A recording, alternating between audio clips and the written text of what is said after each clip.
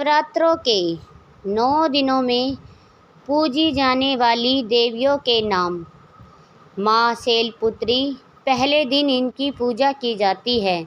दूसरे दिन माँ ब्रह्मचारिणी की, तीसरे दिन माँ चंद्रघंटा की, चौथे दिन माँ कूष्मांडा की, पाँचवें दिन माँ स्कंद माता की, छठे दिन माँ कात्यायनी की, सातवें दिन माँ गौरी की और सातवें दिन माँ कालरात्रि की और आठवें दिन माँ गौरी की और नवें दिन माँ सिद्धिदात्री की पूजा की जाती है। इन सभी रूपों को मिलाकर ही माँ दुर्गा की संपूर्ण शक्ति की पूजा की जाती है। आज हम आपको सुनाने जा रहे हैं माँ कालरात्रि की अद्भुत और रहस्यमयी कथा को, जो नवरात्रे के 7वें दिन आती है, जिनकी पूजा नवरात्रे के 7वें दिन की जाती है। जब भी अंधकार अपने चरम पर पहुंचता है, जब चारों ओर भय, आतंक और विनाश की छाया फैल जाती है, तभी प्रकट होती है माँ कालरात्रि, वो स्वरूप जिसे देखकर देवता भी कांप उठते हैं। लेकिन भक्तों के लिए वही माँ सबसे ज़्यादा करुणामयी होती है। प्राचीन काल में एक समय ऐसा आया जब असुरों का आतंक इतना बढ़ गया कि तीनों लोक, स्वर्ग, पृथ्वी और पाताल कांप उठे।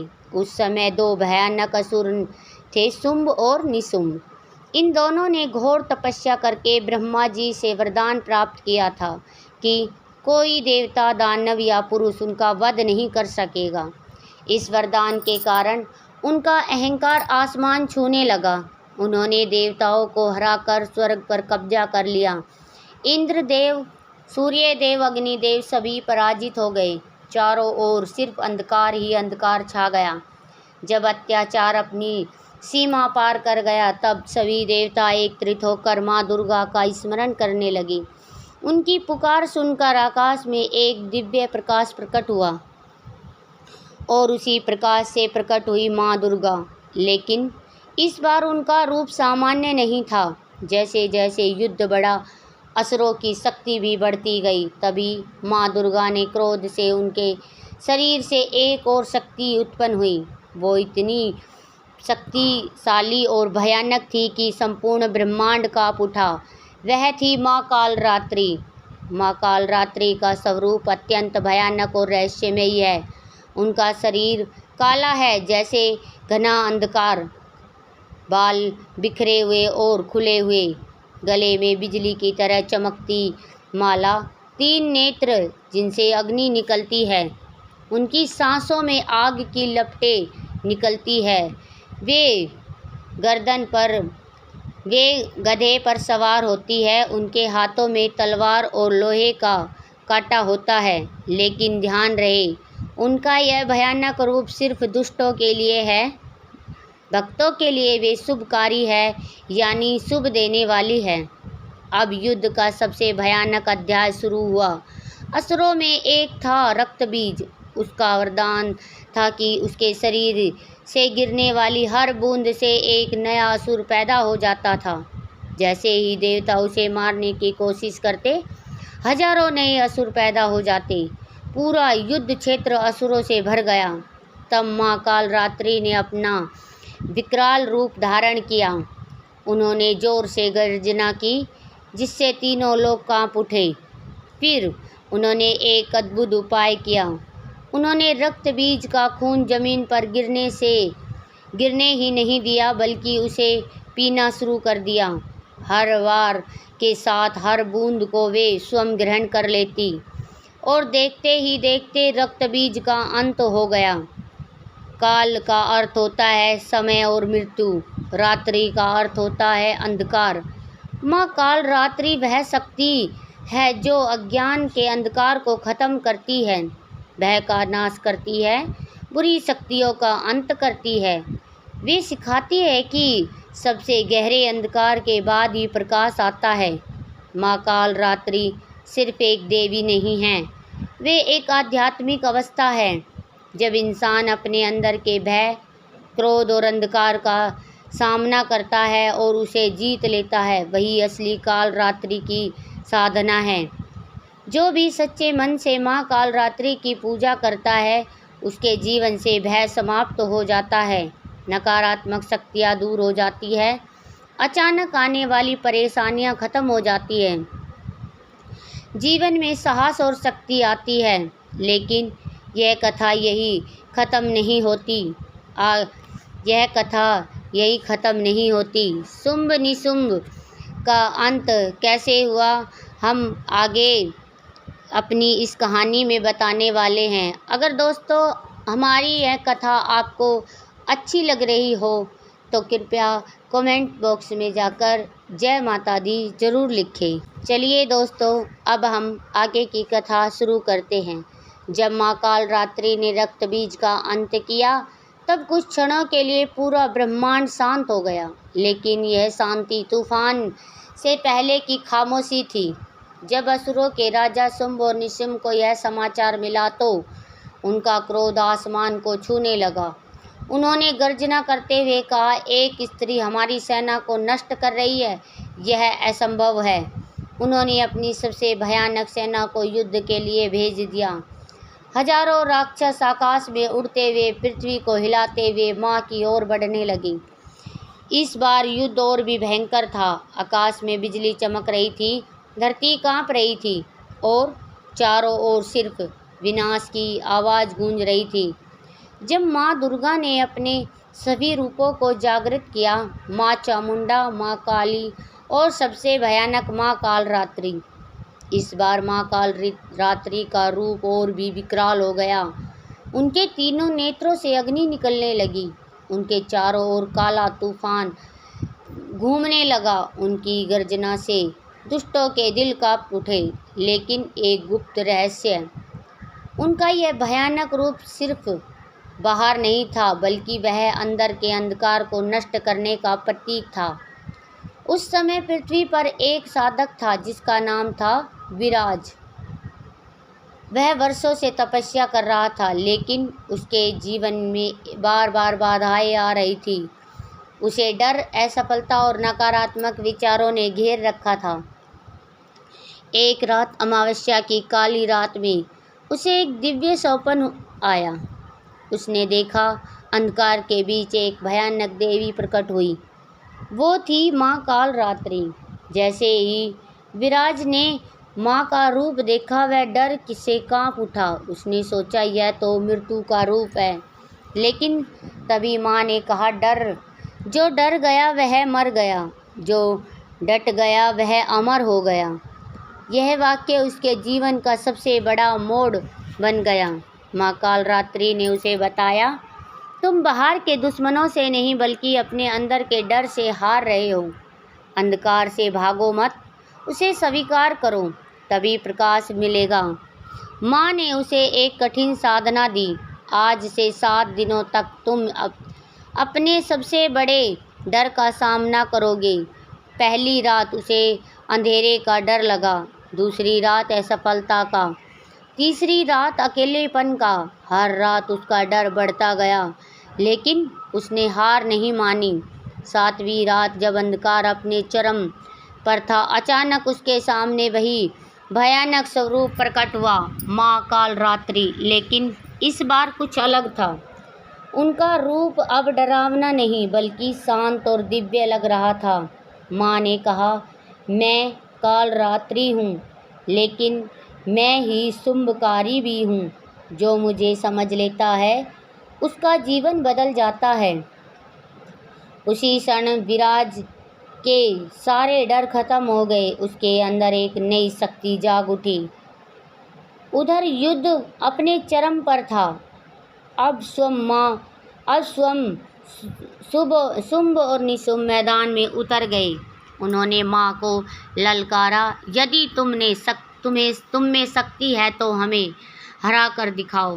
तभी माँ काल रात्रि ने एक भयानक गर्जना की। उनकी आवाज़ से पहाड़ टूटने लगे, समुद्र उफान मारने लगा, आकाश फटने लगा। पूरा ब्रह्मांड इस युद्ध को देखने लगा। और जब माँ ने युद्ध शुरू किया, तब आकाश, पाताल और पृथ्वी तीनों कांप रहे थे। तभी आमने सामने खड़े थे, एक ओर माँ कालरात्रि, दूसरी ओर अहंकार और अधर्म का प्रतीक शुंभ और निशुंभ। शुंभ ने क्रोधित होकर कहा, हे देवी, तुम अकेली क्या कर लोगी? तभी एक चमत्कार हुआ। माँ दुर्गा के सभी स्वरूप जो अलग अलग रूपों में युद्ध कर रहे थे, अचानक वापस उसी एक रूप में समाहित होने लगे और वहाँ सिर्फ एक ही शक्ति रह गई, माँ कालरात्रि का विराट रूप। माँ ने मुस्कुराकर कहा, मैं अकेली नहीं हूँ, यह पूरा ब्रह्मांड ही मेरा स्वरूप है। तुम जिस शक्ति को अलग समझते हो, वह सब एक ही शक्ति है। यह सुनकर शुंभ निशुंभ क्षण भर के लिए विचलित हो गए। सबसे पहले निशुंभ ने आक्रमण किया। उसने अपनी पूरी शक्ति के साथ माँ पर वार किया, लेकिन माँ कालरात्रि ने अपने त्रिशूल से ऐसा प्रहार किया कि निशुंभ का शरीर कांप उठा। उसके गिरते ही पूरी धरती हिल गई और अगले ही क्षण निशुंभ का अंत हो गया। वह अकेला शुंभ बचा था, लेकिन उसका अहंकार अभी तक खत्म नहीं हुआ था। उसने गर्जना की, तुमने मुझे नहीं हराया, तुमने कई शक्तियों की मदद ली है। तभी माँ कालरात्रि ने शांत स्वर में कहा, ये सभी शक्तियाँ मेरी ही है और अब देख, मैं अकेली ही पर्याप्त हूँ। अब जो हुआ वह इतिहास का सबसे भयानक युद्ध था। शुंभ आकाश में उड़ने लगा, माँ कालरात्रि भी आकाश में प्रकट हो गई। दोनों के बीच आकाश में युद्ध होने लगा। बिजली गिर रही थी, अग्नि की वर्षा हो रही थी, दिशाएं कांप रही थी। उसी क्षण ऐसा लगा जैसे समय भी रुक गया हो। यही कालरात्रि का सबसे बड़ा रहस्य है। वे सिर्फ अंधकार नहीं है, वे काल यानी समय को नियंत्रित करती है। अंत में माँ कालरात्रि ने अपनी पूरी शक्ति एकत्रित की और एक अंतिम प्रहार किया। उस प्रहार से शुंभ आकाश से गिर पड़ा और उसी क्षण अधर्म का अंत हो गया। जैसे ही निशुंभ का अंत हुआ, आकाश शांत हो गया, धरती स्थिर हो गई, चारों ओर दिव्य प्रकाश फैल गया। देवताओं ने आकर माँ की स्तुति की।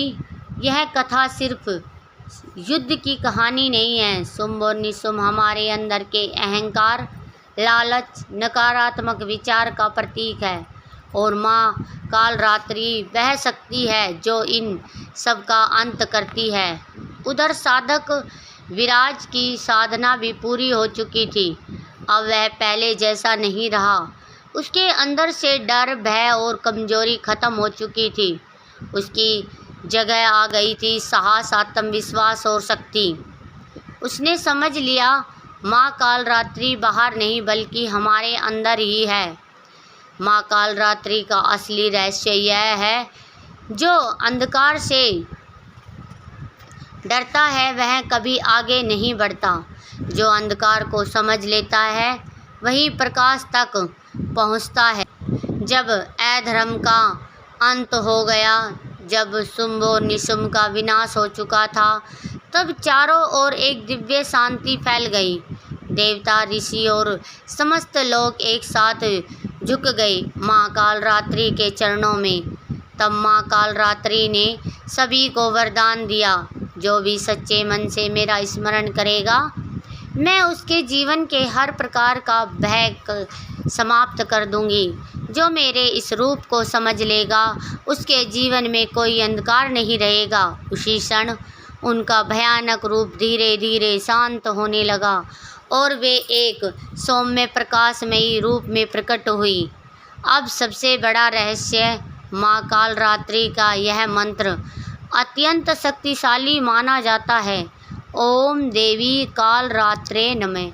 इस मंत्र का जप करने से भय दूर होता है, नकारात्मक ऊर्जा समाप्त होती है, अचानक आने वाली समस्याएं खत्म हो जाती है, आत्मबल बढ़ता है। अगर आप नवरात्रों के 7वें दिन माँ कालरात्रि की कृपा पाना चाहते हैं तो यह विधि अपनाएं। रात के समय शांत स्थान पर बैठे दीपक जलाए। सरसों के तेल का दीप श्रेष्ठ होता है। माँ कालरात्रि का ध्यान करें। 108 बार मंत्र का जप करें। जप करते समय अपने सभी डर और परेशानियों को माँ के चरणों में अर्पित करें। अगर जीवन में अचानक समस्याएं आ रही हो या कोई अज्ञात भय हो तो यह उपाय करें। शनिवार या नवरात्रि के दिन एक नारियल लें, उसे अपने ऊपर से 7 बार घुमाएं और उसी किसी मंदिर में चढ़ा दें। यह उपाय नकारात्मक ऊर्जा को दूर करने में बेहद प्रभावी माना जाता है। माँ कालरात्रि सिर्फ एक देवी नहीं है, वे अंधकार की देवी नहीं बल्कि अंधकार को समाप्त करने वाली शक्ति है। उनका काला रूप यह सिखाता है कि अंधकार से डरना नहीं चाहिए बल्कि उसे समझना चाहिए। इस पूरी कथा का सबसे बड़ा संदेश डर ही हमारी सबसे बड़ी कमजोरी है और उनका सामना करना ही हमारी सबसे बड़ी शक्ति। जब आप अपने डर को जीत लेते हैं तभी असली सफलता मिलती है। माँ कालरात्रि कहती है, जो मुझे सच्चे मन से पुकारता है मैं उसकी हर बाधा को दूर कर देती हूँ। जो अपने अंदर के अहंकार को जीत लेता है वही जीवन में सच्चा विजेता बनता है। नवरात्रि का 7वां दिन सिर्फ पूजा का दिन नहीं है, यह दिन है अपने डर को ख़त्म करने का, अपनी आत्मा को जागृत करने का और अपने जीवन को बदल देने का। इस प्रकार माँ कालरात्रि की यह अद्भुत कथा हमें सिखाती है कि अंधकार चाहे कितना भी गहरा क्यों न हो, प्रकाश की एक किरण उसे ख़त्म कर सकती है। तो दोस्तों, आज की यह कहानी आपको कैसी लगी? तो अगर आपको यह कहानी अच्छी लगी हो तो प्लीज़ कमेंट बॉक्स में एक बार जय माँ कालरात्रि ज़रूर लिखें। फिर मिलते हैं दोस्तों एक नई वीडियो के साथ, एक नई कहानी के साथ, एक नए उत्साह और उमंग के साथ फिर मिलेंगे। तब तक के लिए जय माता दी।